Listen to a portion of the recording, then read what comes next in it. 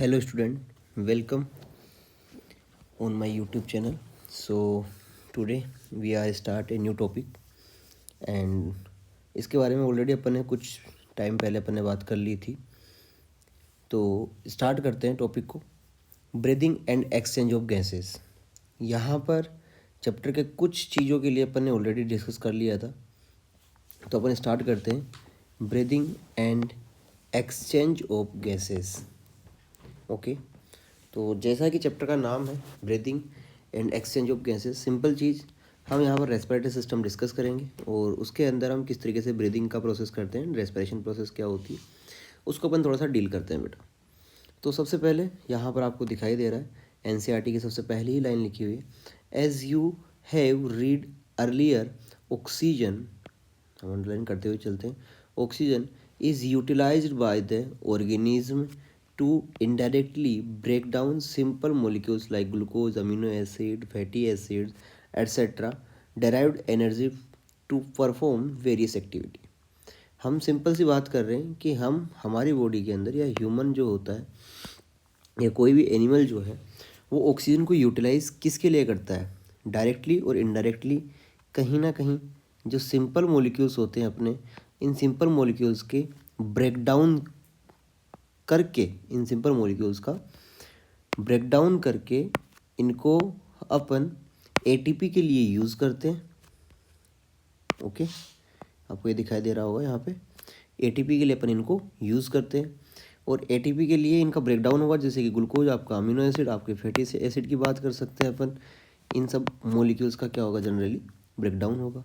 और ब्रेकडाउन के दौरान हमें कहीं ना कहीं इनकी रिएक्शंस के आप लास्ट में, जैसे कि आपने अपन बात करें प्लांट रेस्पिरेशन में टॉपिक पढ़ते भी हो, जिसके अंदर आप कंप्लीटली अगर मैं बात करूँ रिएक्शन अगर अपन लिखे इसकी तो कुछ इस तरीके से लिखेंगे, C6H12O6 आपका ग्लूकोज होता है, उसको ब्रेक डाउन करने के लिए आपको ऑक्सीजन की रिक्वायरमेंट होती है और वो लगभग 6 ऑक्सीजन की रिक्वायरमेंट होगी। एंड देन हम बात करते हैं इसके अंदर आपका क्या बनेगा, CO2, 6CO2, 6H2O यहाँ पर बनेगा आपका, एंड यहाँ से हीट एनर्जी बाहर निकलेगी। और ये एनर्जी जो बाहर निकलेगी वो किस फॉर्म में निकलेगी, एटीपी की फॉर्म में बाहर निकलेगी।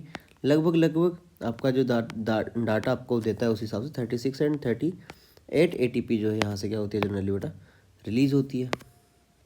ओके, ये इतनी एटीपी यहाँ से आपकी रिलीज़ हो रही है एक सिंपल ग्लूकोज मॉलिक्यूल से। तो यही बात अपन यहाँ तक पढ़ी। आगे बात करते हैं कार्बन डाइऑक्साइड, जिसको आप बोल देते हो CO2। CO2 which is harmful is also release during the above catabolic reaction. Catabolic reaction का मतलब सिंपल होता है किसी भी, कैटाबोलिक प्रोसेस का मतलब किसी भी मॉलिक्यूल का ब्रेकडाउन। ओके, एनाबोलिक का मतलब फॉर्मेशन। लाइक अपन बात कर सकते हैं ग्लूकोज मॉलिक्यूल्स मिलकर, मल्टीपल ग्लूकोज मॉलिक्यूल्स मिलकर, जैसे कि अपने को पता है 30,000 ग्लूकोज मॉलिक्यूल्स मिलकर बेटा आपका एक ग्लाइकोजन मॉलिक्यूल का फॉर्मेशन करता है। तो उस तरीके से अपन बात कर रहे हैं, तो उसको आप एनाबोलिक रिएक्शन बोलते हो।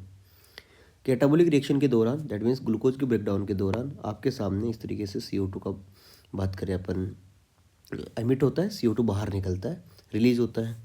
It is therefore evident that oxygen has to be continuously provided to the cell and CO2 produced by the cell have to be released out।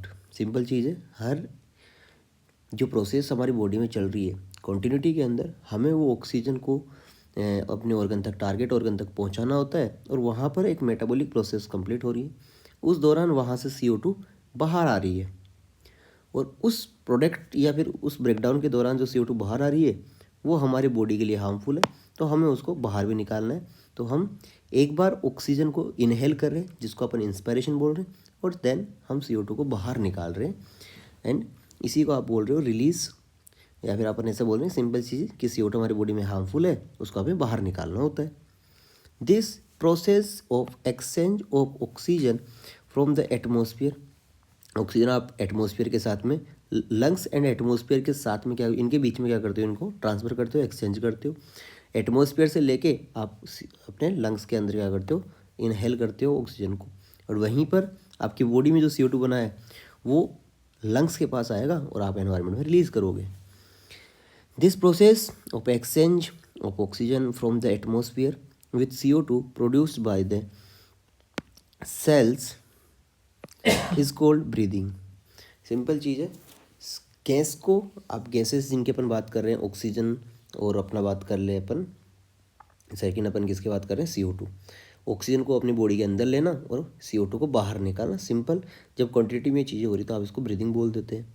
But जब हम किसी मॉलिक्यूल के ब्रेकडाउन की बात करते हैं तो आप उसको वहाँ पर रेस्पिरेशन के लिए नाम से जानते हो, बट कॉमनली ब्रीदिंग को भी हम रेस्पिरेशन बोल देते हैं in general words. But respiration की अगर बात करें तो प्रॉपरली रेस्पिरेशन का मतलब आपका, जैसे आप एरोबिक रेस्पिरेशन पढ़ते हो, एनएरोबिक रेस्पिरेशन पढ़ते हो, तो यहाँ पर कहीं ना कहीं रेस्पिरेशन का मीनिंग आपका ब्रेकडाउन के दौरान जो रिक्वायर्ड ऑक्सीजन होती है उसको फुलफिल करने से होता है। ठीक है, तो रेस्पिरेशन की प्रोसेस आप सिंपल बोल सकते हो कि पर्टिकुलर टिश्यू के पास में होती है, ब्रीदिंग लंग्स के अंदर होता है। Place your hands on your chest, you can feel the chest moving up and down, you know that it is due to breathing. जब हम बात करते हैं, NCERT बोलता है कि जब अगर आप अपने चेस्ट पे हाथ रखो तो आप फील करोगे कि हम कहीं ना कहीं जब इनहेल और एक्सहेल करते हैं गैसेस का तो हमारा chest upward and downward move करता है, और वही आप उसी को आप सिंपली ब्रीदिंग बोल सकते हो। अब एक सवाल NCERT पूछ रहा है, हाउ डू वी ब्रीथ, हम किस तरीके से सांस लेते हैं, ब्रीदिंग करते हैं।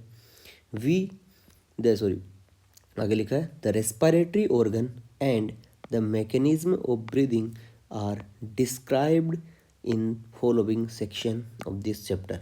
इस चैप्टर के अंदर पर्टिकुलर हम डिफरेंट पार्ट्स के अंदर इसके कंप्लीट रेस्पिरेटरी ऑर्गन क्या होते हैं, मैकेनिज्म क्या होती है, जिसके अंदर रेस्पिरेटरी ऑर्गन तो अपने लास्ट वीडियो में देख भी लिया, तो वहाँ से आप देख सकते हैं कि रेस्पिरेटरी ऑर्गन्स के अंदर जो स्टार्टिंग के कुछ लीड्स थे या सो स्टार्टिंग के जो एनिमल्स आपके थे, जिसका भी पोरीफेरा, प्लेटिहेल्मिन्थेस की अपन ने बात की थी, और प्लेटिहेल्मिन्थेस के बाद में अपन आर्थ्रोपोड्स के अंदर कुछ बात की थी, ट्रेकियल सिस्टम, तो वो आप लास्ट वीडियो में देख लीजिएगा।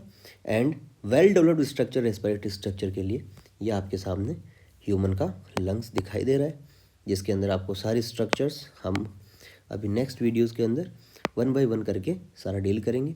लेफ्ट रंग और राइट रंग, किस तरीके से इनमें डायफ्राम देखने को मिल रहा है, वो सब चीज़ें। ठीक है, तो अभी यहीं तक कंप्लीट करते हैं, फिर नेक्स्ट जो है अगले लेक्चर के अंदर, अगले वीडियो के अंदर देखते हैं।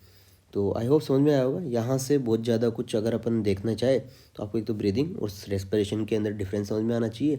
एंड यहाँ पर एक वर्ड कैटाबोलिक यूज़ कर रहा है, कैटाबोलिक वर्ड का मीनिंग आपको पता होना चाहिए ब्रेकडाउन के लिए, और साथ ही साथ कुछ जो मॉलिक्यूल्स है इनके ब्रेकडाउन से जो एनर्जी का फॉर्मेशन की बात कर रहा है, यहाँ से एक स्टेटमेंट जो है बन के आ सकता है। बाकी बहुत ज़्यादा यहाँ पर अपने काम की चीज़ नहीं निकल के आती नीट पॉइंट ऑफ व्यू से। ओके, थैंक यू बेटा।